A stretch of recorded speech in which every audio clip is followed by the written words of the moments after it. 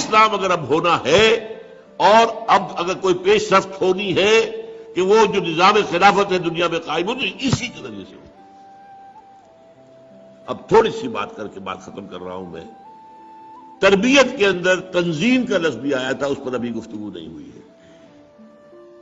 میں نے کہا تھا نا کہ انقلابی جماعت جب تک منظم نہ ہوگی اس کی تو فوج کی طرح کی تنظیم ہونی چاہیے۔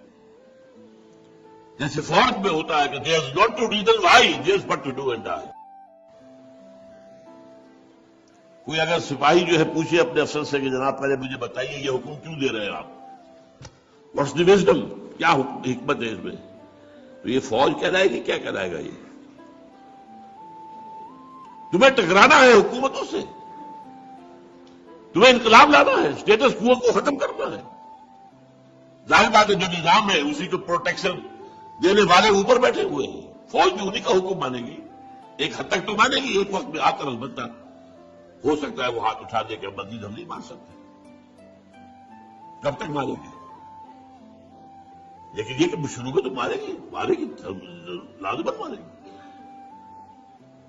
تو اگر تمہیں ان کا مقابلہ کرنا ہے تو یو ہیو ٹو بی اسی طرح کا ڈسپلن ہونا چاہیے۔ آرمی ڈسپلن، ملٹری ڈسپلن اگر نہیں ہے تو آپ انقلابی عمل کی طرف آگے نہیں بڑھ سکتے۔ اور اس کا نام ہے قرآن مجید کی اصطلاح میں سمع و طاعت، لسن اینڈ اوبے، بالکل وہی انگریزی کا لفظ ہے، listen and obey. Charge of the light brigade ایک نظم مجھے بہت پسند ہے، کسی غالباً یہ جو خانہ جنگی تھی امریکہ کے اندر اس کے دوران کا واقعہ ہے کہ 600 سواروں کا ایک دستہ تھا، اسے حکم دیا گیا چارج دی لائٹ بریگیڈ، یہ لائٹ بریگیڈ جو ہے چارج کرے، حملہ کرے۔ اور انہیں معلوم تھا cannons to left of them, cannons to right of them, cannons in front of them. اس میدان کے داہنی طرف بھی توپیں لگی ہوئی تھی، بائیں طرف بھی توپیں لگی ہوئی تھی، سامنے بھی توپیں تھی۔ والیڈ اینڈ تھنڈر، توپیں جو ہے وہ گولوں کے بوچھار کر رہے ہیں، اور تھنڈر جو گولوں کی توپوں کی آواز ہوتی ہے۔ تو خیال یہی ہوا کہ سم ون ہیز بلنڈرڈ، کسی نے بڑی غلطی کی، بڑی غلطی کی، بڑی غلطی کی۔ But there's not to reason why, there's what to do and die. So into the valley of death rode the 600. 600 کے 600 ختم۔ آرمی اس کا نام ہے۔ اس نظم جماعت کے لیے قرآن مجید نے سمع و طاعت کی اصطلاح استعمال کی۔ البتہ اس میں تربیت کے دو آتے ہیں مرحلے۔ پہلا مرحلہ کیا ہے؟ No formal organization whatsoever. You have come to believe in Muhammad sallallahu alaihi wasallam that he is the messenger of Allah. You have to obey him. That's all. ایمان کا تقاضا، یہ ایمان بالرسالت کے اوپر ہے کہ جو نظم قائم ہو رہا ہے۔ وہ تو معصوم ہے، ما ينطق عن الهوى ان هو الا وحی یوحی، وما ارسلنا من رسول الا ليطاع باذن الله، واطیعوا الله واطیعوا الرسول واطیعوا الله واطیعوا الرسول، فان توليتم فانما على رسولنا البلاغ المبين۔ تو پہلی جو اطاعت ہے سمع و طاعت، وہ کسی فارمل بیعت وغیرہ کے ذکر نہیں ملتا ہے، بلکہ وہ صرف ایمان کا لازمی تقاضا، حکم ماننا، سمپل۔ فطری لوگ تھے، اس کے بعد آگے انہیں کوئی اور دلیل کی ضرورت نہیں تھی۔ یہی وجہ ہے جو بہت ہی نازک مرحلہ آیا تھا غزوہ بدر سے پہلے، حضور نے جب ایک مجلس مشاورت منعقد کی ہے اور صاف کہہ دیا دیکھو مسلمانوں، ایک لشکر شمال سے آ رہا ہے، لشکر نہیں قافلہ، اور وہ مال غنیمت سے لدا فدا ہوا، مال تجارت سے، اور اس کے محافظ بھی تھوڑے سے 40-50 ہیں۔ ایک لشکر جنوب سے آ رہا ہے، کیل کانٹے سے لیس، اور اللہ کا وعدہ ہے کہ ان دو میں سے ایک ضرور تمہیں دے دے گا، تمہیں فتح دے دے گا۔ ناؤ ٹیل می، مجھے مشورہ دو، شیرو نہیں، کدھر چلے، ادھر چلے یا ادھر چلے؟ کچھ ہمارے جیسے لوگ بھی ہوں گے، ان کا کہ پہلے چلے ذرا قافلے کو لوٹ لے، تھوڑے آدمی آسانی سے فتح ہو جائے. حضور دیکھیے ہمارے پاس تو تلواریں بھی نہیں ہیں، نیزے بھی نہیں ہیں، تو کم سے کم 50 ان کے جو آدمی ہیں ان کا ہتھیار تو ملے گا، پھر لشکر سے لڑ لیں گے. اب اللہ کی مشیت اور ہے، رسول کی مشیت وہی ہے جو اللہ کی ہے. بار بار کہہ رہے اشیرونی اشیرونی، مجھے مشورہ دو. مقداد ابن اسود کھڑے ہوئے، حضور ہمیں آپ موسیٰ کے ساتھی نہ سمجھیے جنہوں نے کہہ دیا تھا فَذْهَبْ أَنْتَ وَرَبُّكَ فَقَاتِلَا إِنَّا هَاهُنَا قَاعِدُونَ. نہیں، آپ بسم اللہ کریں، جو آپ کا ارادہ ہو ہم حاضر ہیں. ابو بکر عمر ایک سے ایک بڑھ کر تقریریں کر رہے. حضور پھر بھی کہہ رہے اشیرونی، مجھے مشورہ دو. اب خیال آیا حضرت سعد کو رضی اللہ تعالیٰ عنہ، رئیس انصار. او یہ ہماری طرف اشارہ ہے. کأنک تعمینا یا رسول اللہ، اللہ کے رسول معلوم ہوتا ہے آپ کا روح سخن ہماری طرف. اس کی وجہ کیا تھی؟ بیعت عقبہ ثانیہ جو ہوئی تھی اس میں طے یہ تھا کہ اگر مدینے پر حملہ ہوا اور قریش مکہ آئے آپ کو ختم کرنے کے لیے تو ہم آپ کی حفاظت کریں گے جیسے اپنے اہل و عیال کی کرتے ہیں. That was the promise. ابھی مدینے پر حملہ ہوا نہیں ہے، یہ تو حضور پریمپٹ کر رہے ہیں، لہذا وہ جو ہے وعدہ وہ کور نہیں کر رہا اس کو. ادھر یہ ہے کہ 313 میں سے مہاجر تو وہ 80-85 تھے، باقی سارے انصاری تھے. قوت جو ہے میکسیمم جو ہے وہ انصار کی تھی. تب ان کا کانک تعنینا یا رسول اللہ، شاید آپ کا روح سخن ہماری طرف ہے.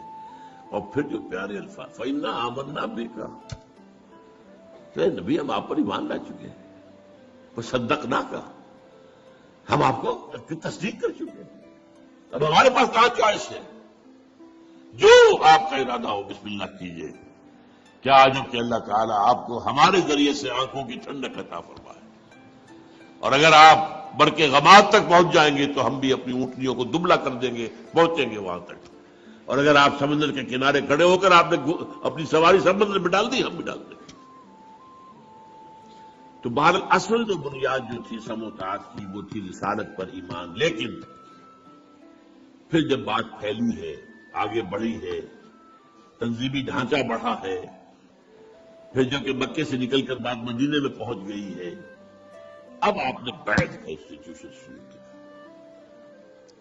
اور اس میں جو بیعت ہے وہ نوٹ کر لیجئے، اس سے زیادہ پروفاؤنڈ حدیث کا تصور میں نہیں کر سکتا. A full constitution of a revolutionary party, کتاب لکھی جا سکتی ہے. حضرت عبادہ ابن ثابت فرماتے ہیں رضی اللہ تعالیٰ عنہما، اور یہ متفق علیہ روایت ہے بخاری اور مسلم دونوں کی، بایعنا رسول اللہ صلی اللہ علیہ وسلم علی السمع والطاعۃ فی العسر والیسر والمنشط والمکرہ وعلی اثرۃ علینا وعلی لا ننازل امر اہلہ وعلی ان نقول بالحق اینما کنا لا نخاف فی اللہ لومۃ لائم. 10 آیتیں ہم نے بیعت کی تھی اللہ کے رسول سے. آپ کا ہر حکم سنیں گے اور مانیں گے، چاہے مشکل ہو چاہے آسان، چاہے ہماری طبیعتیں آمادہ ہو چاہے ہمیں اپنی طبیعتوں پر جبر کرنا پڑے. اگر آپ کی رائے بھی وہی ہے جو حضور کا حکم ہے تو آپ کا کشادہ ہوگا سینہ. اگر آپ کے خیال میں رائے کوئی بہتر کوئی اور تھی تو پھر یہ کہ آپ کو اپنی طبیعت پر جبر کرنا ہوگا، ماننا پڑے گا. چاہے آپ دوسروں کو ہم پر ترجیح دے دیں، ہم یہ نہیں کہیں گے کہ ہم آپ کے پرانے خادم یا اپنے نئے نیو کمر کو ہمارے اوپر امیر کیسے بنا دیا، اور جسے آپ امیر بنائیں گے ان سے بھی جھگڑیں گے نہیں، ان کی بھی اطاعت کریں گے. ہاں جہاں بھی ہوگے ہم حق بات کہیں گے ضرور، مشورہ اپنا ضرور دیں گے، اور ہم کسی بھی ملامت کرنے والے کی ملامت کی خوف سے اپنی زبان بند نہیں رکھیں گے. This is the most profound constitution of حزب اللہ. کتنی لمبی حدیث. اور ہمارا افلاس، ہماری بدنصیبی، ہماری بدبختی کسی مذہبی جماعت کا بھی دستور یہ نہیں ہے. کس قدر ناقدری ہے، چھوٹی چھوٹی حدیثوں کے اوپر کفر کے فتوے دے رہے ہیں. یہ رفع یدین کیا ایک وار ہو تم ہو وار ہو، یہ کیا تم نے آمین بالغیر کہہ دیا، تم دفع ہو جاؤ، ہماری مسجد سے نکل جاؤ. یہ حدیث عبادہ ابن ثابت کی متفق علیہ، اتنی مفصل. یہ ہے اصل میں وہ نظم، اور اس میں جو اصل کام ہوا ہے وہ میرا اگلے لیکچر کے اندر اس کی وضاحت ہوگی. اس ڈسپلن کی مشق کیسے دی، میں صرف اشارہ کر رہا ہوں اس وقت. 12 برس تک مکے میں حکم یہ تھا کہ مسلمانوں، چاہے تمہارے ٹکڑے اڑا دیے جائیں، تمہیں زندہ جلا دیا جائے، تم ہاتھ نہیں اٹھاؤ گے، کوئی جوابی کارروائی نہیں. No raising of hands even in self defence. یہ تصادم جو میرے اگلی تقریر کا جو عنوان ہے اس کا اہم موضوع یہ ہے. اس پر عمل کرنا سوچ لیجئے کہ یہ اس سے بڑی ٹریننگ جو ہے سب وطاعت کی ممکن نہیں. اب بلایا جا رہا ہے خباب الارض کو، آؤ، آ گئے. ان کی نگاہوں کے سامنے دیکھتے انگارے بچھا دیے گئے. اتارو کرتا، اتار دیا. لیٹ جاؤ، لیٹ گئے. پیٹھ کی کال گلی، چربی پگھ لی، انگارے ٹھنڈے ہوئے. آپ اندازہ کیجیے جو شخص یہ دیکھ رہا ہو کہ مجھے روسٹ کرنے کی تیاری ہو رہی ہے، اس کو اگر رکاوٹ نہ ہو تو وہ 2-4 کو مار کے مرے گا. بلی کو بھی آپ گھیر لیں، کہیں کارنر کر لیں، وہ آپ کے اوپر آئے گی، آپ کی آنکھوں پر آئے گی. کیا شے ہے وہ؟ لیکن اجازت نہیں. اس حکم پر عمل کرنے کا میرے نزدیک اس سے بڑا ڈسپلن کے لیے ایکسرسائز کوئی نہیں ہو سکتی. ناممکن. پریڈ کرانے کی ضرورت نہیں ہے. یہاں حکم ہے اللہ کے رسول کا، ہاتھ نہیں اٹھانا. بس یہ سب وطاعت کا، اور یہ اس کے لیے ایکسرسائز تھی، جس سے پھر وہ نظم جماعت قائم ہوا ہے جو حکم ہے سر آنکھوں پر. اور اس سے پھر وہ نظام آگے بڑھا ہے. وہ جو اب تصادم کے مراحل ہیں، وہ جو میں نے کہا تھا اقبال کا شعر کہ سب سے پہلے تو بادشاہ درویشی در ساد و دوادن زن. اب اس سے بڑی درویشی کیا ہوگی کہ مرنے کو بھی تیار ہے. جو پختہ شوی خدرا بر سلطنت جب سن. تو اس کے حوالے سے پھر جو ہے اللہ تعالیٰ نے ساری منزلیں طے کرائیں، اور اللہ کا دین جاء الحق وزهق الباطل ان الباطل کان زہوقا. اقول قولی ھذا واستغفر اللہ لی ولکم ولسائر المسلمین والمسلمات.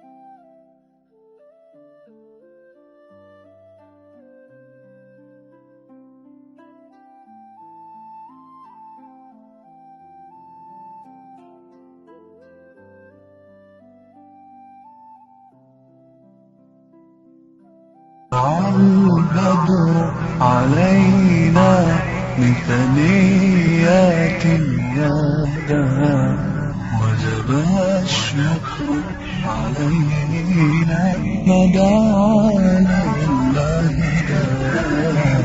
أيها المبعوث فينا جئت بالأمر المطاع جئت شرفت مدينة مرحبا يا خير دار. نحمده ونصلي على رسوله الكريم. اما بعد فقد قال الله تبارك وتعالى كما ورد في سورة النساء: اعوذ بالله من الشيطان الرجيم بسم الله الرحمن الرحيم يا أيها الذين آمنوا بالله ورسوله والكتاب الذي نزل على رسوله والكتاب الذي أنزل من قبل وقال عز وجل كما ورد في سورة التغابن فآمنوا بالله ورسوله والنور الذي أنزلنا والله بما تعملون خبير يوم يجمعكم ليوم الجمع ذلك يوم التغابن.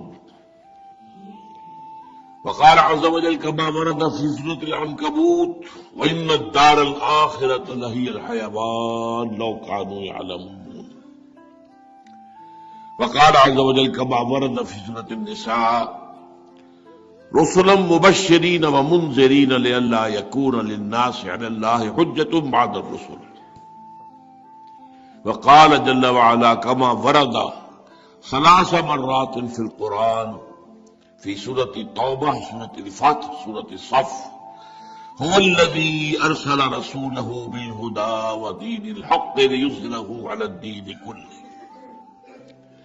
وقال عز وجل كما ورد في سورة الصف يا أيها الذين آمنوا هل أدلكم على تجارة تنجيكم من عذاب أليم تؤمنون بالله ورسوله وتجاهدون في سبيل الله بأموالكم وأنفسكم ذلكم خير لكم إن كنتم تعلمون إلى قوله تعالى يا أيها الذين آمنوا كونوا أنصار الله كما قال عيسى ابن مريم للحواريين من أنصاري إلى الله قال الحواريون نحن أنصار الله فآمنت طائفة من بني إسرائيل وكفرت طائفة فأيدنا الذين آمنوا على عدوهم فأصبحوا ظاهرين.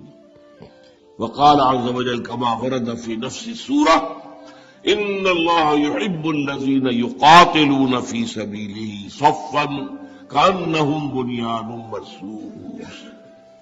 صدق الله العظيم.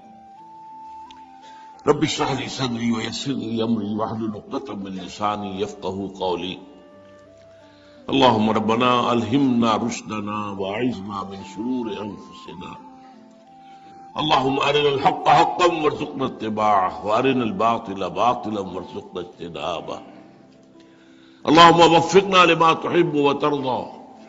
اللهم وفقنا أن نجاهد في سبيلك بأموالنا وأنفسنا. اللهم ارزقنا شهادة في سبيلك آمین یا رب العالمین. معزز حاضرین اور محترم خواتین، السلام علیکم. آج کے خطاب کے بارے میں اخباری اعلان کے ذریعے آپ کو یہ معلوم ہو چکا ہوگا کہ آج کے اگرچہ اصل موضوع تو ہے انقلاب اسلامی کے ضمن میں تصادم کے مراحل، لیکن اس کے علاوہ میں اپنے پچھلے 3 خطبات کے بعض مضامین کچھ دہراؤں گا، کچھ ان کے خلا کو پر کروں گا. میں نے دوبارہ اثر نو نظر ڈالی ہے تو میں محسوس ہوا کہ خاصے اہم نکات جو ہے وہ رہ گئے. پھر یہ کہ اس میں کچھ اضافے بھی آج ہو گئے. مجھے گمان یہ ہے کہ یہ بات میری شاید طویل ہو جائے کہ آج کا مضمون بھی پورا نہ ہو پائے، اور میرے ذہن میں یہ ہے کہ شاید ہمیں اپنا یہ سلسلہ 4 کی بجائے 5 خطبات پر وسیع کرنا پڑے اور اگلے اتوار ہم اسے مکمل کر سکیں. جو بھی اللہ کو منظور ہوگا وہ ہوگا. دیکھیے، اگر یاد کریں آج جو میرا پہلا خطبہ تھا اس میں میں نے الحمدللہ میں نے جائزہ لیا اپنے نوٹس کا کہ ایمان کی بحث بہت جامعیت کے ساتھ پوری ہوئی. یہ نوٹ کر لیجئے کہ یہی اسلام کا فلسفہ ہے، یہی اسلام کا میٹا فزکس ہے. اسی کو جرمن اصطلاح میں کہتے ہیں ویلٹن شاؤنگ. اسی کے لیے انگریزی لفظ ہے ورلڈ ویو. کیا آپ کے نگاہ میں کائنات کے بارے میں آپ کا تصور کیا ہے، انسان کے بارے میں تصور کیا ہے؟ ویلٹن شاؤنگ میٹا فزکس.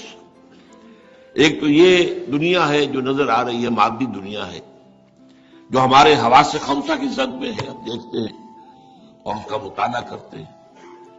ایک سے باوراء جو دنیا ہے، کائنات ہے، جو میٹا فزکس ہے، فزکس سے اوپر، وہ کیا ہے؟ اس کا نام جو ہے دینی اصطلاح میں اس کا نام ایمان ہے۔ افسوس یہ ہے کہ اس دور میں عام طور پر ہم ایمان کو ٹیکن فار گرانٹیڈ لیتے ہیں۔ ہم مسلمان ہیں تو ایمان تو ہے، یہ سب سے بڑا مغالطہ ہے۔ اسی سے ہماری تحریکیں ناکام ہو رہی ہیں، اسی سے ہماری دینی جدوجہد ناکام ہو رہی ہے۔ ان کا سٹارٹنگ پوائنٹ ہی غلط ہے۔ جائزہ لے ایمان یقین والا کہاں ہے؟ میں کبھی کہتا ہوں کسی مجمع میں، ذرا اپنے غریبانوں میں جھانکیے، ایک سوال اپنے آپ سے کیجیے، Am I really convinced about the existence of God? Am I really convinced about resurrection and the life after death? Am I really convinced that Muhammad was the Prophet of Allah sallallahu alaihi wasallam and Quran is the word of Allah? معلوم ہوگا کہ اندر ہم میں سے اکثر کا حال یہ ہے کہ ان نظن الا ظنا وما نحن بمستيقنين، ہاں خیال تو ہے، گمان تو ہے، لیکن یقین نہیں۔ ان نظن الا ظنا وما نحن بمستيقنين۔ اور میرا اپنا جو ہے، جب سے میں نے اپنا ایک اجتماعی جدوجہد کا آغاز کیا تھا تو وہ اسی تشخیص پر کہ اصل میں غلطی جہاں ہو رہی ہے وہ یہ ہے کہ ہم سمجھتے ہیں کہ جب ہم مسلمان ہیں تو مومن تو ہیں، حالانکہ یہی مغالطہ۔ اس میں کسی جماعت نے ایمان پر زور نہیں دیا سوائے تبلیغی جماعت کے۔ تبلیغی جماعت کے ہاں ایمان پر زور ہے، ان کی گفتگو میں، ان کی خطابات میں، ان کی تقاریر میں ایمان۔ ہر شے اللہ سے ہوتی ہے، بھوک روٹی سے نہیں مٹتی، اللہ کے اذن سے مٹتی ہے۔ پیاس پانی سے نہیں بجھتی، اللہ کے کہنے سے بجھتی ہے۔ کسی شے پر توکل نہ ہو، اعتماد نہ ہو، بھروسہ نہ ہو سوائے اللہ کی ذات کی۔ لیکن بدقسمتی سے تبلیغی جماعت میں جو اس ایمان کا انٹلیکچوئل ڈائمنشن ہے، تفقہ والا حصہ، فہم والا حصہ، جس کو قرآن کہتا ہے ایمان علی وجہ البصیرت، جس کو سورہ یوسف میں کہا گیا قل ھذہ سبیلی ادعو الی اللہ علی بصیرۃ انا ومن اتبعنی، اے نبی کہہ دیجئے لوگوں دیکھو یہ میرا راستہ ہے، میں اللہ کی طرف بلا رہا ہوں علی وجہ البصیرت، اور نہ صرف میں، میرے ساتھی بھی جو میری پیروی کر رہے ہیں وہ بھی کسی بلائنڈ ایمان میں نہیں ہے، کسی اندھے ایمان میں نہیں ہے، بلکہ ان کا ایمان علی وجہ بصیرت ہے۔ تو علی وجہ بصیرت ایمان پیدا کرنے کا معاملہ جو ہے وہ اصل میں بہرحال اپنی سی کوشش کی ہے، اور کوشش کی ہے کہ عہد حاضر کا جو ایک عام علمی لیول ہے اس پر آ کر انٹلیکچوئل ڈائمنشن کے ساتھ ایمان کی وضاحت کی جائے۔ میری ایک کتاب بھی پوری اس پر ہے، حقیقت ایمان۔ پھر سب سے اوپر میرے نزدیک جو میں نے اس سلسلے میں کام کیا ہے وہ آخری میری تالیف ہے، ایجاد و ابداع عالم سے عالمی نظام خلافت تک۔ اپنی سی کوشش کی ہے، لیکن اس میں آج ایک نقطے کا اضافہ کرنا چاہتا ہوں۔ ایمان بالآخرت کے ضمن میں جب میں نے ایمان باللہ اور ایمان بالآخرت کی وضاحت کی تو آپ نے ایک اصطلاح استعمال کی تھی، مبدأ و معاد۔ مبدأ و معاد اصل میں حضرت مجدد الفسانی، امام ربانی احمد سرہندی رحمۃ اللہ علیہ کی ایک تالیف کا نام ہے، عنوان ہے مبدأ و معاد۔ مبدأ جہاں سے ابتدا ہوئی، معاد جہاں لوٹ کر جانا ہے۔ انا للہ و انا الیہ راجعون۔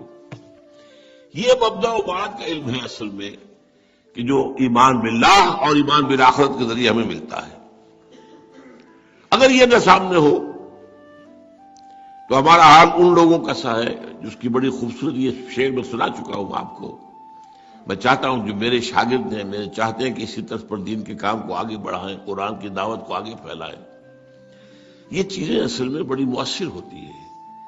حضور کا اپنا فرمان یہ ہے صلی اللہ علیہ وسلم، ان من الشعر لحکمۃ وان من البیان لسحرا، او کما قال صلی اللہ علیہ وسلم۔ بعض اشعار حکمت پر مبنی ہوتے ہیں اور بعض تقاریر جادو ہوتی ہے. تو یہ جو اشعار علامہ اقبال کے ہوں یا اور اسی انداز کے، یہ حکمت کے موتی ہیں، اور ان سے آپ اپنی تقریر کو اگر مزین کریں گے وہ لوگوں کے دلوں کے تاروں کو زیادہ قریب سے جا کر چھیڑے گی. سنی حکایت ہستی تو درمیان سے سنی، نہ ابتدا کی خبر ہے نہ انتہا معلوم. کہاں سے آئے ہیں کچھ پتا نہیں، کہاں جا رہے ہیں کچھ پتا نہیں.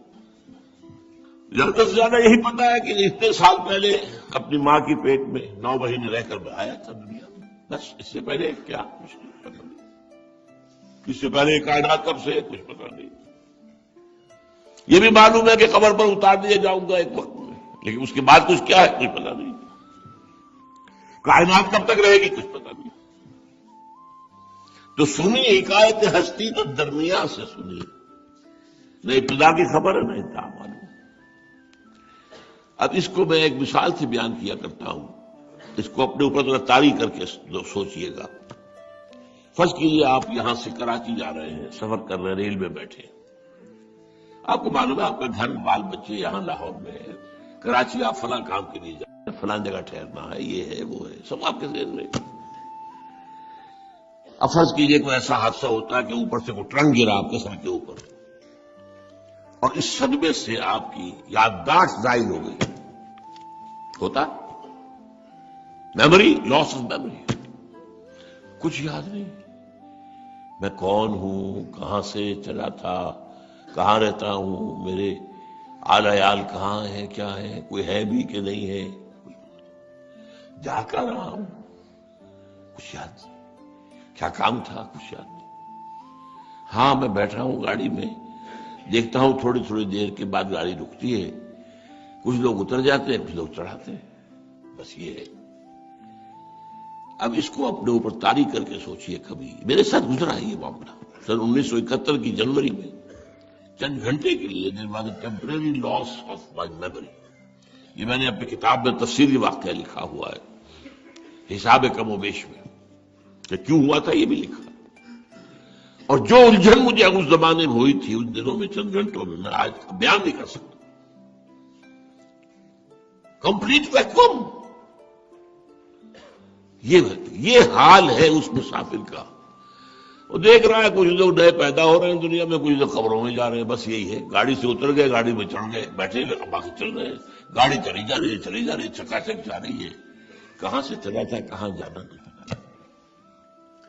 البتہ اس کو اگر ذرا پھیلائیں آگے، اگر بڑا سمندری جہاز ہے، اس میں بھی اگر یہی حادثہ ہو جائے تو وہاں وہ بے چینی نہیں ہوگی. وہاں کوئی تھیٹر بھی ہے، وہاں کوئی سنیما گھر بھی بنا ہوا ہے، وہاں کوئی کھیلنے کی جگہ بھی ہے، وہاں کوئی سوئمنگ پول بھی ہے، سب کچھ لگے ہوئے ہیں. تو یہ اب مبدا اور بات کے ان کی طرف توجہ ہی نہیں ہوتی. سوچتا ہی نہیں آدمی میں کون کہاں ہوں. اسے اپنی میموری کے لاس کا احساس ہی نہیں ہوتا. مشغول لگا ہوا اور غافل، ہر شے سے غافل. تو یہ ہے کیفیت اصل میں اس ایمان اور معاد، ایمان اور آخرت کا علم اگر یقین نہ ہو تو یہ کیفیت انسان کی. اس کے ضمن میں ایک بہت پیاری آیت ہے جو سورہ ملک کی ہے، میں نہیں چاہتا کہ وہ رہ جائے، وہ بھی آپ کے ذہن میں رہنی چاہیے. اب یہ میری لیکچرز کتابی شکل میں مرتب ہوں گے انشاءاللہ، تو پھر یہ چیزیں اس پہلی بحث کے ساتھ جو ہے جوڑ دی جائیں گی، ان کو مرتب کر لیا جائے. سورہ ملک کی بڑی عظیم آیت ہے. افمن یمشی مکبا علی وجہہ اہدی امن یمشی سویا علی صراط مستقیم. اللہ مثال دے رہا ہے ایک شخص جو اوندے منہ زمین پر گھسٹ رہا ہے، ایک شخص کھڑا سیدھا وہ چل رہا ہے سیدھے راستے پر. کیا یہ برابر ہو سکتے؟ ہدایت یافتہ کون ہوگا؟ جو اوندے منہ گھسٹ رہا ہو تو اپنے پیٹ اور فرج کے بل پر چل رہا ہے. جنسی تقاضا ہے، یہی ہے انسان کی زندگی. اگر مبدا اور معاد کا علم ہو تو کیوں جی رہا ہے؟ پیٹ کے لیے جی رہا ہے، جنس کے لیے جی رہا ہے. اللہ خیر صلی اللہ، اور کائے کے لیے جی رہا ہے؟ مکمل لگا بچے انہیں تو افمن یمشی مکبا علی وجہہ اہدی، یہ زیادہ راہ والا ہوگا صحیح راہ پر ہوگا، یا یہ کہ جو کھڑا ہو کر سیدھا چل رہا ہے، اس کے سامنے اس کی منزل ہے، اس کا ہدف ہے، اسے پتا ہے مجھے کہاں جانا ہے، میں اللہ کے پاس سے آیا ہوں، اللہ ہی کے پاس مجھے لوٹ جانا، انا للہ و انا الیہ راجعون۔ اسی طریقے سے حیات و ممات انسانی جو ہے، اگر جو میں نے بتایا تھا آپ کو، وہ اقبال کا وہ شعر کہ تو اسے پیمانہ امروز و فردا سے بنا جاویداں پہم دماں ہر دم جواں ہے زندگی۔ اس ضمن میں قرآن مجید میں سورہ مومن کی ایک آیت ہے، بڑی عظیم آیت ہے، اور اکثر و بیشتر مفسرین سے بالکل سمجھ نہیں سکے، یہاں تک کہ میں نے 1966 میں پہلا مضمون لکھا تھا جب میں لاہور منتقل ہوا ہوں 65 میں، تو مجھ سے فرمائش کی تھی مدیر اعلی اعتصام نے، جو فوت ہو گئے، محی الدین سلفی نام تھا ان کا، اللہ تعالیٰ مغفرت فرمائے، کچھ لکھو علیہ السلام کے، میں نے ایک مضمون لکھا حقیقت زندگی، اس میں یہ آیت کوٹ کی۔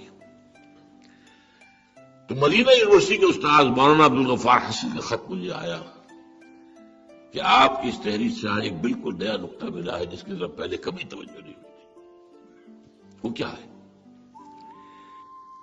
اس سورہ مبارکہ میں ایک آیت میں نقشہ کھینچا گیا ہے کہ جو جہنمی ہیں وہ فریاد کریں گے اللہ سے، ربنا امتنا اثنتین واحییتنا اثنتین فاعترفنا بذنوبنا فہل الی خروج من سبیل۔ اے رب ہمارے تو نے ہمیں 2 مرتبہ مارا، 2 مرتبہ زندہ کیا، اب ہم نے مان لیا، اپنے قصوروں کا اعتراف کر لیا، فاعترفنا بذنوبنا، اعتراف کر لیا ہم نے اپنے گناہوں کا، تو اب یہاں سے بھی نکلنے کا کوئی راستہ ہے کہ نہیں؟ یہ 2 باتیں کون سے ہو گئے؟ ہم تو ایک ہی موت سے واقف ہیں، 2 احیا کون سے ہو گئے؟ ہم تو ایک ہی احیا سے واقف ہیں جو ہوگا قیامت کے دن۔ نہیں، یہ ہے اصل میں وہ بات۔ ایک اور انداز میں بھی آئی ہے سورہ بقرہ میں، کیسے تکفرون باللہ وکنتم امواتا فاحیاکم ثم یمیتکم ثم یحییکم ثم الیہ ترجعون۔ تم کیسے اللہ کا انکار کرتے ہو؟ جبکہ تم مردہ تھے تو اللہ نے زندہ کیا، پھر تمہیں مارے گا، پھر زندہ کرے گا، پھر تم اس کی طرف لوٹ جاؤ گے۔ اب اکثر لوگوں نے یہ کہا مردہ سے مراد یہ ہے کہ وہ تو عالم اس میں تھے، خاک میں تھے، اس میں تھے، اس میں تھے، یہ مردہ تھے تو زندہ کیا، بات غلط ہے۔ اس کا ہے وہ تصور کہ پہلی تخلیق ہماری ہوئی عالم ارواح میں، صرف ارواح، یہ تخلیق ہے، یہ احیاء نہیں ہے، تخلیق ہے۔ اس کے بعد عہد لے کر ہم سے الستو بربکم قالوا بلی، ہمیں سلا دیا گیا یا کولڈ سٹوریج میں رکھ دیا گیا۔ اس کے بعد یہ عالم مادی کی تخلیق ہوئی، یہاں ایک ارب سالوں کے بعد جو بھی نظام بنا ہے، اب رحم مادر میں ایک حیولہ تیار ہوا ہے، 4 مہینے کا ہے ابھی جنین، وہ اس کی روح لا کر وہاں سے یہاں ڈال دی گئی، یہ احیاء اول ہو گیا، پہلا اماتہ ہو گیا، جب ارواح کو سلا دیا گیا اماتہ ہو گیا، پھر اب یہ احیاء اول ہو گیا، اب یہ جسم اور اس روح کے ساتھ اس دنیا میں 20 30 40 50 60 100 برس رہے گا، پھر اماتہ ثانیہ ہو جائے گا، پھر قیامت کے دن احیاء ثانی ہو جائے گا۔ ربنا امتنا اثنتین واحییتنا اثنتین فاعترفنا بذنوبنا فہل الی خروج من سبیل۔ اور میں نے آپ کو بتایا پھر زندگی کے ہوئے 5 انوار، زندگی جمع موت، موت بھی ایک زندگی کی حالت ہے، موت عدم کا نام تو نہیں ہے نا، مردہ پڑا ہے، مردہ ہے، معدوم تو نہیں ہے۔ چنانچہ ہمارے وجود کے 5 ادوار ہیں، عالم ارواح میں، پھر روحوں کی کولڈ سٹوریج میں، پھر عالم مادی میں، پھر عالم برزخ میں، پھر عالم آخرت۔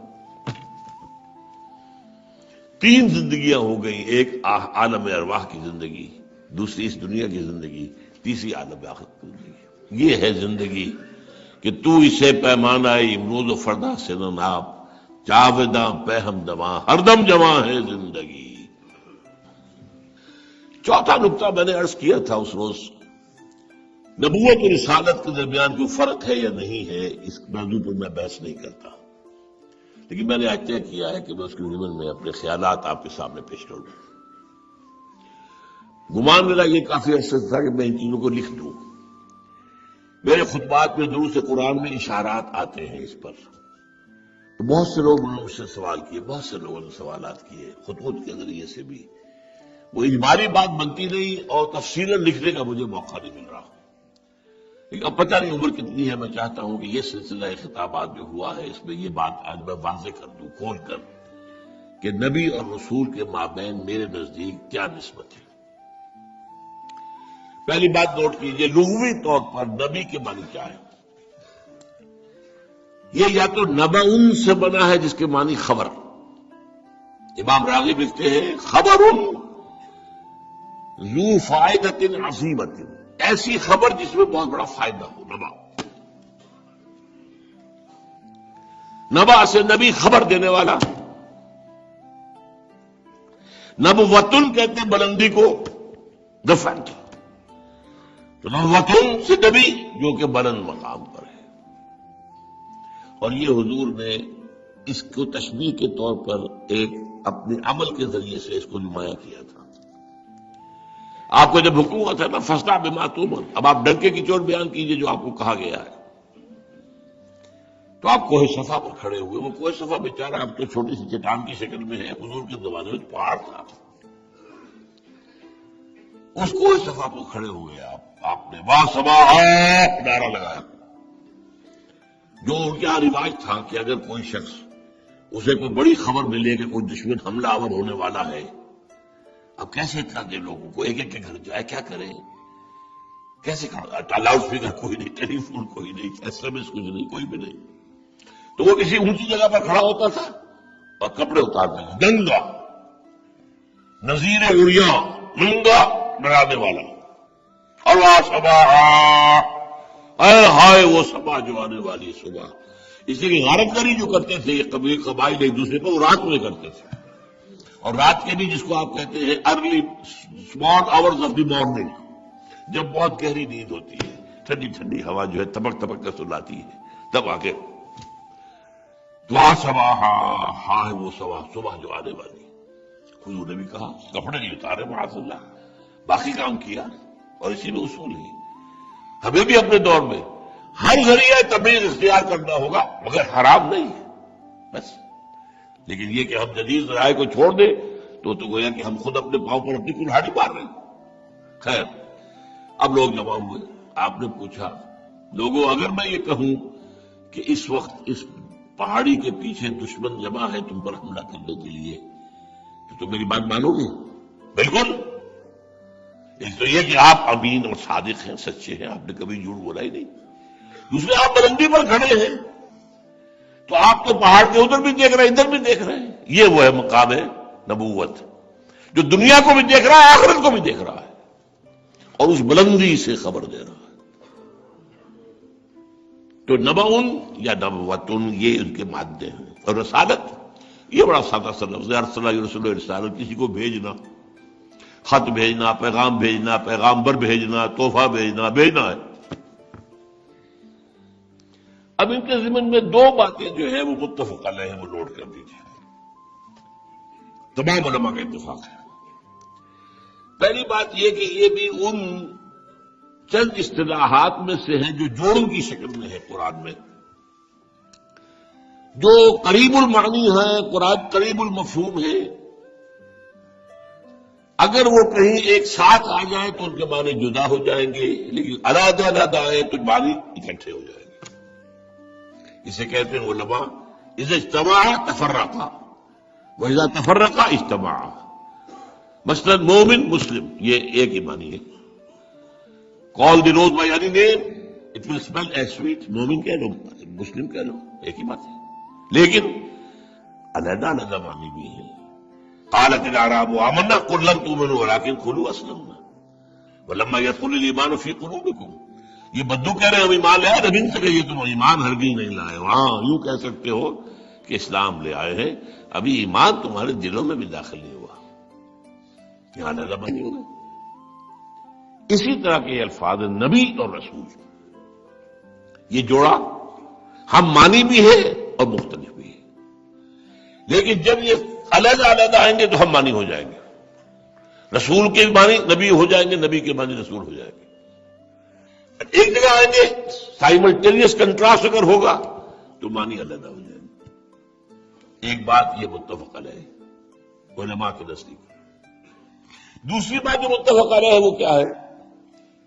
نبی عام ہے، رسول خاص ہے، مسلم عام ہے، مومن خاص ہے۔ کیا مطلب؟ ہر مومن تو لازماً مسلم ہے، ہر مسلم لازماً مومن نہیں ہے۔ وہ تو جو میں نے آج بات شروع کی تھی یہاں سے، آج ہم مسلمان ہیں 1.5 ارب ہیں، مومن ہوتے تو ہم دنیا میں ذلیل ہوتے۔ اگر یہ ہاں کہہ دیں آپ اس کو تو قرآن کی آپ جھٹلا دیں گے۔ انتم الاعلون ان کنتم مومنین، تم ہی سب سے اونچے رہو گے اگر تم مومن ہوئے، ہم نہیں ہیں، ذلیل ہیں، خار ہیں، مومن کہاں ہے؟ تو مسلم ہم مسلمان ہیں، اللہ کا فضل ہے یہ بھی، وہ بھی اس لیے کہ اللہ نے مسلمانوں میں گھر پیدا کر دیا۔ تو مسلم عام، مومن خاص، ہر مومن لازماً مسلم، ہر مسلم لازماً مومن نہیں۔ اسی طرح نبی عام، رسول خاص، ہر رسول لازماً نبی ہے، ہر نبی لازماً رسول نہیں۔ اب تیسری بات یہ بھی نوٹ کر لیجئے، روایات میں اور یہ بھی تقریباً متفق علیہ چیز ہے کہ نبیوں کی تعداد 1.25 لاکھ ہے جو آئے ہیں دنیا میں، اور رسولوں کی تعداد 313 ہے۔ اور اس میں ایک عجیب ہے معاملہ، ایک تعلق قائم ہوتا ہے۔ حجۃ الوداع کے سامنے جو حضور کے سامنے بیٹھے ہوئے تھے صحابہ کرام، وہ 1.25 لاکھ تھے۔ گویا کہ یہ وہی تعداد ہے جس تعداد میں دنیا میں نبی آئے، اور میدان بدر میں حضور کے ساتھ 313 تھے۔ یہ وہی تعداد ہے کہ جس تعداد میں دنیا میں رسول آئے، واللہ عالم، یہ روایت کی بات ہے۔ اب دیکھیے نبی اور رسول کے فرق کے درمیان جو ہے عام علماء کی باتیں کیا ہیں۔ نمبر 1 یہ کہ اگر کوئی کتاب لے کر آتا ہے تو رسول ہے، بغیر کتاب کے آتا ہے تو نبی ہے۔ اگر کوئی شریعت نہیں لاتا ہے تو رسول ہے، اور شریعت نہیں لاتا ہے تو نبی ہے۔ یہ باتیں غلط ہیں۔ حضرت عیسیٰ نئی شریعت نہیں لائے لیکن رسول ہے۔ حضرت داؤد کتاب دیے گئے ہیں، زبور، لیکن نبی ہے، رسول نہیں۔ تو یہ دونوں ڈیفینیشن جو ہے فیل، وہ صحیح نہیں۔ اب میرے نزدیک کیا ہے وہ سمجھ لیجئے، نبوت ایک مرتبہ ہے، اس کے لیے انگریزی کا لفظ استعمال کروں، کاڈر۔ رسالت ایک عہدہ ہے، اپوائنٹمنٹ۔ نبی جب اسے کسی خاص جگہ پر معین کر کے بھیج دیا جائے، وہاں جاؤ، اب وہ رسول ہو جاتا ہے۔ جیسے سی ایس پی آفیسر ہے، اس نے کوالیفائی کیا ہے، ٹریننگ بھی کر لی ہے، سارا کر لیا ہے، اب اسے ڈی سی بھی لگایا جا سکتا ہے، کہیں ڈپٹی سیکرٹری بھی لگایا جا سکتا ہے، کہیں کسی محکمے کا چیئرمین بلایا جا سکتا ہے، وہ اس کا ہوگا۔ کارڈر اس کا سی ایس پی رہے گا مرتے تب تک۔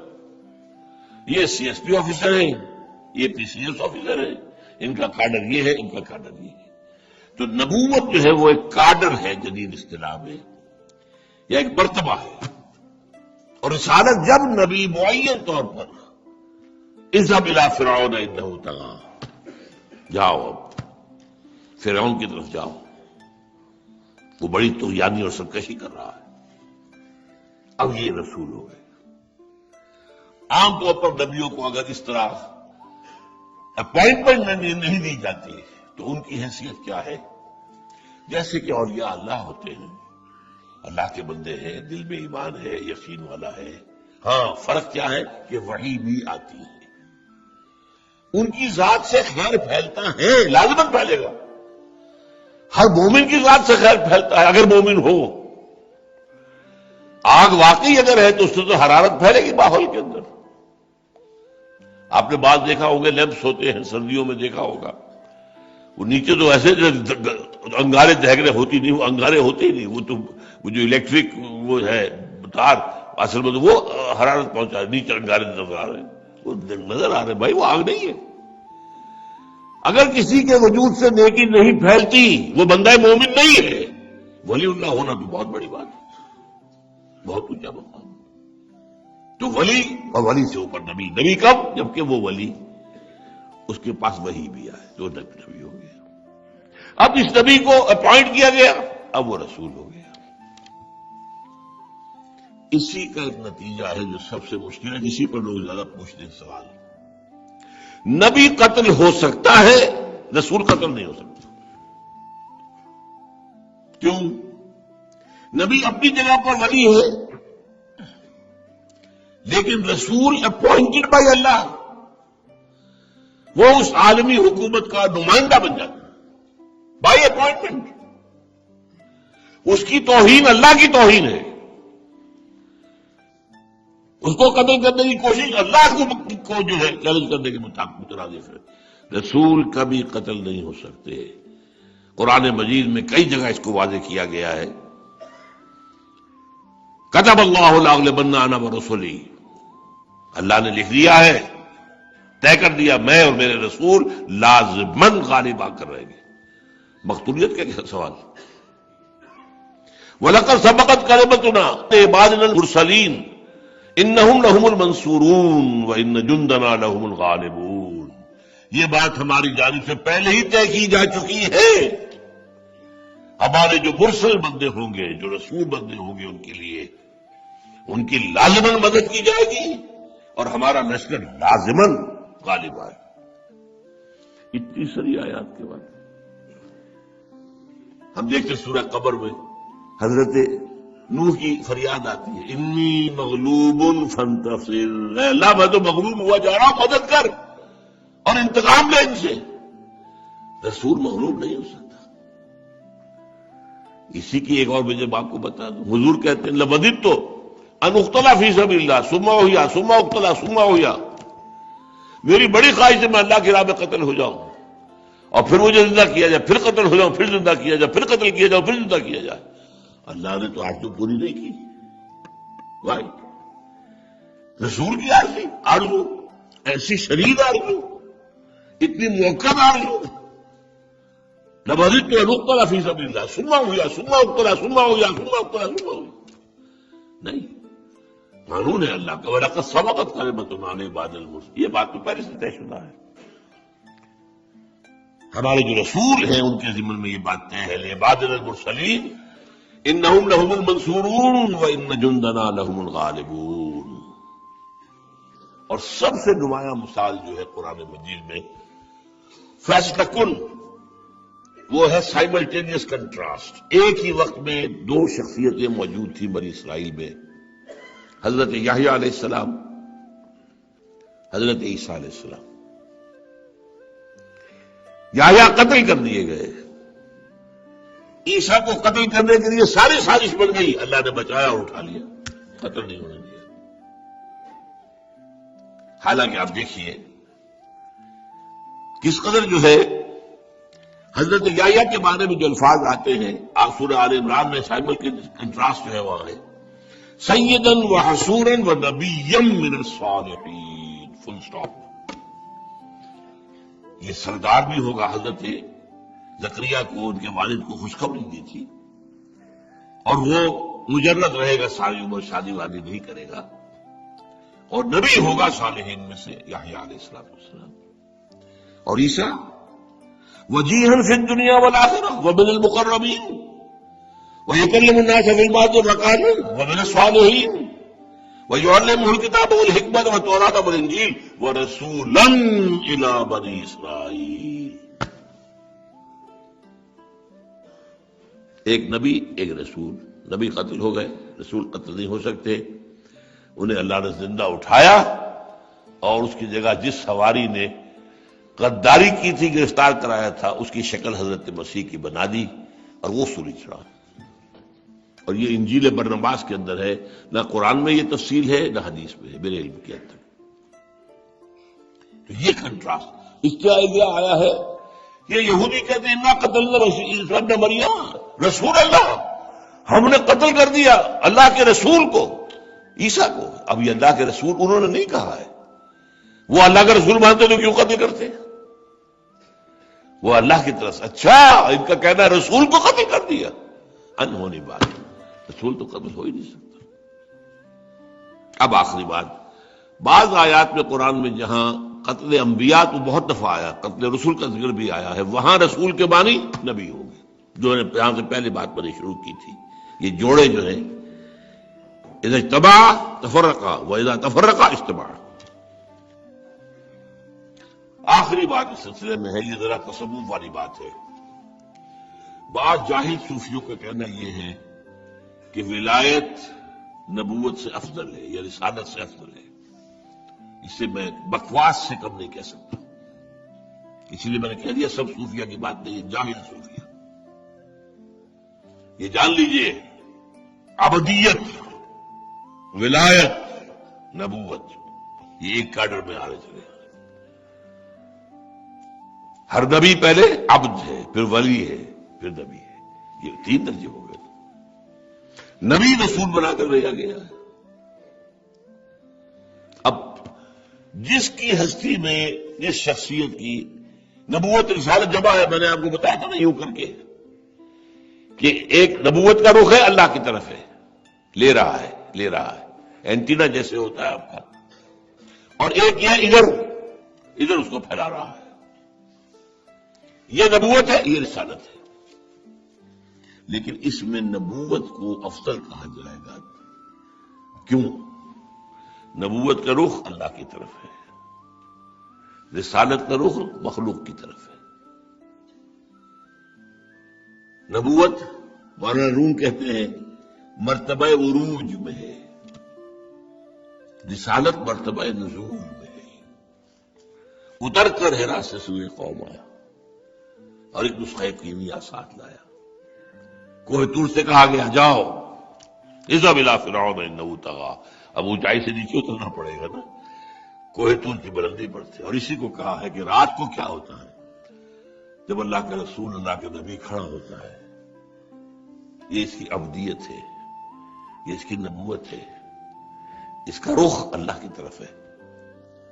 اور دن میں کیا ہے؟ تبلیغ کر رہا ہے، ادھر جا رہا ہے ادھر جا رہا ہے۔ اس سے بعد اس نے کہہ دیا پاگل ہو تم، تو دل میں غج تو پیدا ہوا نا، کچھ تکبر تو آیا نا، دل میں کچھ نہ کچھ تو محل آ جاتا نا آدمی کے۔ انہوں نے مجھے پاگل کہہ دیا، یہ مجھے الصادق الامین کہتے تھے، آج مجھے جھوٹا کہہ رہے ہیں، کذاب کہہ رہے ہیں۔ تو اب کیا ہے، رات کو کھڑے ہو کر اب ذرا اندر کی صفائی کرو۔ یہ تکبر جو آ گیا تھا، دھو دو اس کو۔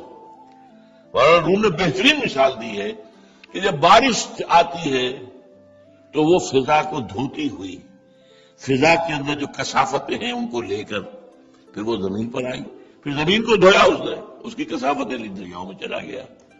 یہ صفائی ہو رہی ہے۔ یہی پانی جب سمندر میں پہنچ گیا، اب وہاں سے سورج کی تمازت سے وہ بخارات کی شکل میں اٹھ رہا ہے۔ کتنا صاف ہے وہ، اس میں کوئی کثافت ہے؟ وہ تو ڈسٹلڈ واٹر ہے، جیسے کہ آپ لیبارٹری میں پانی ڈسٹل کر لیں۔ یہ صفائی ہو رہی ہے۔ یہ رات کا معاملہ ہے، جانب اللہ تعالیٰ کی جانب رخ ہے، یہ ہے نبوت۔ اور یہ دن کا معاملہ ہے، اس میں کثافتیں بھی ہیں۔ ان لک فی النہار سبحا طویلا۔ بہرحال یہ ضرور ہم کہہ سکتے ہیں کہ جو ہستی نبی بھی ہے رسول بھی ہے، اس کی نبوت اس کی رسالت سے افضل ہے۔ واللہ عالم۔ میں نے آج اپنی پوری بات آپ کے سامنے اس موضوع کو رکھ دی ہے۔ اپنے خطبہ ثانی کے بارے میں مجھے خاصا اطمینان ہے کہ بحمدللہ میرا جو معافی الضمیر تھا میں اسے صحیح طور پہ ادا کر پایا ہوں۔ وہ کیا تھا؟ ختم نبوت یا اختتام نبوت، اور اس کے مقابلے میں تکمیل نبوت اور رسالت، ان کا فرق۔ اور یہ کہ حضور کی فضیلت تکمیل نبوت اور رسالت میں ہے، ختم نبوت میں تو نہیں ہے۔ آپ پر تکمیل ہوئی ہے نبوت اور رسالت کی، اور بدقسمتی سے ہم نے اس پہلو کو دلیل کے طور پر استعمال نہیں کیا۔ پھر یہ کہ تکمیل نبوت کے مظاہر کیا ہیں؟ قرآن میں ہدایت کامل، دین حق کامل، نظام زندگی، تکمیل، الیوم اکملت لکم دینکم واتممت علیکم نعمتی ورضیت لکم الاسلام دینا۔ رسالت کی تکمیل، عالمی رسالت، پوری دنیا کے لیے، پورے نوع انسانی کے لیے، پہلے اور آخری رسول ہیں جو پوری نوع انسانی کے لیے بھیجے گئے۔ وما ارسلناک الا کافۃ للناس بشیرا ونذیرا۔ اور نمبر 2، دین کی صرف تبلیغ نہیں، دین قائم کر کے دکھاؤ۔ بڑا فرق ہے، بڑا فرق ہے، بڑا فرق ہے۔ تو جو ہم جب کہہ چکے ہیں کہ یہ تو ریولیوشنری اسائنمنٹ تھا، انقلاب برپا کرنا، لیکن آج اس میں ایک چیز کا اضافہ کر رہا ہوں، ذرا نوٹ کیجیے گا۔ حضور کی شخصیت میں رسالت کامل ہوئی، نبوت کامل ہوئی۔ نمبر 3، انسانیت اپنی معراج کو پہنچی، بشریت کی تکمیل ہوئی۔ وہ کیوں؟ تاریخ انسانی کا میں پچھلی دفعہ گواہیاں دے چکا ہوں، عظیم ترین انقلاب حضور نے برپا کیا، لیکن یہ انسانی محنت، مشقت، ایثار، قربانی، صبر و مصابرت، استقامت و مقاومت، اس کی بنیاد پر ہوا۔ ہیومن اسٹرگل، یہ نوٹ کیجئے، معجزوں کا عمل دخل نہ ہونے کے برابر ہے معجزے، میں اس کی وضاحت ابھی کر دوں گا، جن کو ہم معجزے کہہ دیتے ہیں، لیکن نہ ہونے کے برابر ہے۔ یہ نہیں ہوا کہ بھوک لگی تو بنو سلوا اتار دیا، پیاس لگی تو ایک چٹان سے 12 چشمے نکال دیے، سمندر سامنے آیا تو ایک عصا کی ضرب سے سمندر پھاڑ دیا، تو نہیں ہوا۔ محنت، مشقت، انسانی جدوجہد، صبر و مصابرت، ایثار و قربانی، استقامت و مقاومت، یہ ہے وہ چیزیں انسانی لیول پر، ایٹ ہیومن لیول، یہ انقلاب برپا کیا گیا۔ علامہ اقبال نے ایک شعر کہا ہے غالب کے بارے میں، اس کی حمد کرتے ہوئے، فکر انسان پر تیری ہستی سے یہ روشن ہوا، ہے پرے مرغ تخیل کی رسائی تا ہو جا۔ اے غالب، تمہارے اشعار کو دیکھ کر اندازہ ہوتا ہے کہ اللہ نے انسان کی قوت متخیلہ کے اندر کتنی پرواہ رکھی ہوئی، تمہارا خوا خیال کہاں کہاں پہنچتا ہے۔ ویسے میں کہتا ہوں یہ تو علامہ اقبال نے غالب کے بارے میں مبادلہ کیا ہے، لیکن ان کے اپنے بارے میں یہ الفاظ ٹھیک ہے۔ لیکن بہرحال حضور کے ذریعے سے اندازہ ہوتا ہے اللہ نے انسان میں کیا کچھ رکھا ہوا ہے۔ تو ہیومن اسٹرگل 23 ایئرس، اس کی ذرا سا بھی نقشہ سامنے آئے، جس کے بارے میں حضور فرماتے ہیں، ہم تو ایک شعر پڑھتے ہیں نا حضور کی مدح میں، ساری سیرت کی تقریروں میں، حسن یوسف نب عیسیٰ ید بیضا داری، آنچ خوباں حمد دارن تو تنہا داری۔ حضور فرماتے ہیں تمام انبیاء اور رسولوں کو جو تکلیفیں اٹھانی پڑی ہیں، میں نے تنہا وہ ساری اٹھائی۔ طائف کا دن ہو، 3 سال کی قید، بھوک اور پیاس کے ساتھ، یہ ہماری قید نہیں جیل والی، کھانا تو ملتا ہے، اور بی کلاس والے تو اپنے اسٹانڈ بنا کر آتے ہیں وہاں سے جیل سے، صحت جو ہے وہ تکڑی ہوئی ہوتی ہے، وہاں تو کھانے کچھ، total boycott, total boycott, total boycott, 3 سال۔ احد میں کیا ہوا؟ خندق میں پیٹ کے اوپر 2 پتھر باندھے ہوئے تھے کہ نہیں؟ تو نوٹ کرنے کی بات یہ ہے، میں نے جو بات کہی ہے یہ بہت سے لوگوں کو اچھی نہیں لگے گی، معجزہ اس کی بھی آئے میں چاہتا ہوں حقیقت سمجھ لیں۔ لفظ معجزہ کے معنی کیا ہے؟ عاجز کر دینے والی شے، جس کے بعد انکار کرنا ممکن نہ رہے۔ معجز، اعجاز، عاجز کر دینے والی شے۔ معجزہ وہ ہوتا ہے رسول کا جو یا تو امت کی ڈیمانڈ پر دکھایا جائے یا اپنے دعوے کے ثبوت کے طور پر پیش کیا جائے۔ مثلاً حضرت صالح کی قوم نے کہا اے صالح اگر تم واقعی اللہ کے رسول ہو تو دیکھو اس چٹان جو ہے ہمارے سامنے اس میں سے ابھی ایک گابن اونٹنی برآمد ہو جائے. اللہ سے دعا کی اور گابن اونٹنی برآمد چٹان سے ان کی آنکھوں کے سامنے. یہ تو معجزہ ہو گیا ڈیمانڈ پر. یا یہ ہے کہ رسول اپنے دعوے کے طور پر ثبوت کے طور پر لاتا ہے، جیسے کہ حضرت موسیٰ جب گئے ہیں میں آیات لے کر آیا ہوں اپنے رب کی طرف سے. انہوں نے کہا بتاؤ کون سی آیات ہے، کیا نشانیاں لائے ہو؟ انہوں نے اپنا عصا پھینکا، وہ سانپ بن گیا. اپنا ہاتھ بغل میں دے کر نکالا، وہ سورج کی طرح چمکتا ہوا روشن ہو گیا. یہ دعوے کے ساتھ سنو. ان دونوں معنی میں حضور کا کوئی معجزہ نہیں.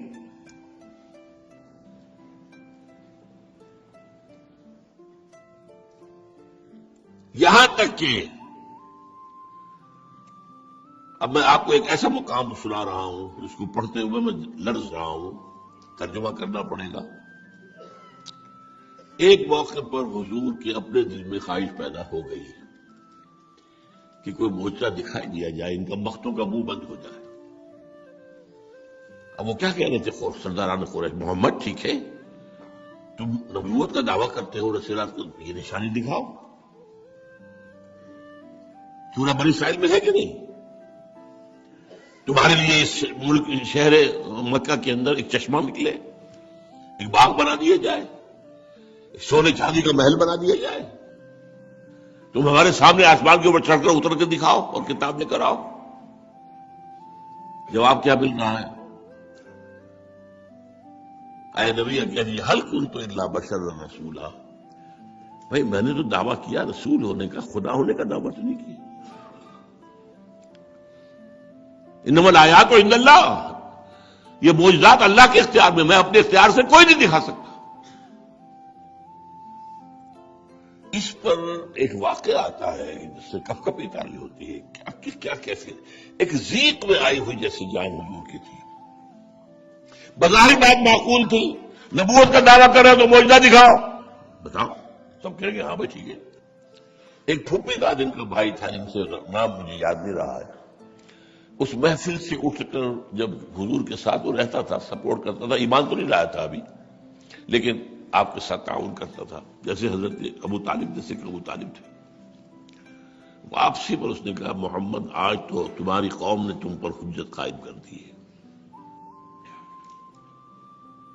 اب اگر تم نہیں دکھا سکتے معجزہ تو آئندہ میں تمہارا ساتھ نہیں دوں گا. ان کا مطالبہ معقول ہے. تم خود کہتے ہو موسیٰ کو یہ معجزہ ملی، عیسیٰ کو وہ معجزہ ملی، ان کی کوئی حد ہی نہیں. اب اس وقت اگر حالات کے تقاضے کے تحت حضور کے دل میں بھی یہ خیال پیدا ہو ہی گیا ہو اللہ ایک دکھائی دے معجزہ، اور کچھ نہیں تو ان کے منہ تو بند ہو گئے. تو عوام کو انہوں نے جو ہے باور کرا دیا کہ یہ کیسا نبی ہے جو معجزہ نہیں دکھا سکتا. ہم کیسے مان لیں نبی؟ ہم ماننے کو تیار ہیں جی، بالکل تیار ہیں، بالکل تیار ہیں، معجزہ تو دکھائے نا. تو بات اتنی عام لوگوں کے لیے، دلیل عام لوگوں کے لیے کنونسنگ تھی. ادھر اللہ کہتا میں نے معجزہ نہیں دکھا. اس کا ایک خاص سبب تھا. معجزہ دکھانے کے بعد قوم کی مہلت ختم ہو جاتی، پھر ایمان نہ لائے تو ہلاک. اللہ تعالیٰ کو تو ابھی اس معاملے کو آگے بڑھانا تھا. اب یہاں میں آپ کو آیات سنا رہا ہوں، یہ سورہ انعام کی آیات ہے. وَلَقَدْ كُذِّبَتْ رُسُلٌ مِّن قَبْلِكَ، اے نبی آپ سے پہلے بھی رسولوں کی تکذیب کی گئی. فَصَبَرُوا عَلَىٰ مَا كُذِّبُوا وَأُوذُوا، تو انہوں نے تو صبر کیا تھا اس تکذیب پر جو ان کی گئی اور جو ایذا انہیں پہنچائی گئی. حَتَّىٰ أَتَاهُمْ نَصْرُنَا، یہاں تک کہ ان کے پاس ہماری مدد آ پہنچی. لا مبدل لکلمات اللہ، اللہ کے قانون کو، اللہ کے طریقوں کو کوئی نہیں بدل سکتا. وَلَقَدْ جَاءَكَ مِن نَبَإِ الْمُرْسَلِينَ، اور دیکھو تمہارے پاس رسولوں کی خبریں آ چکی ہیں. ہمارے بندے نوح نے 950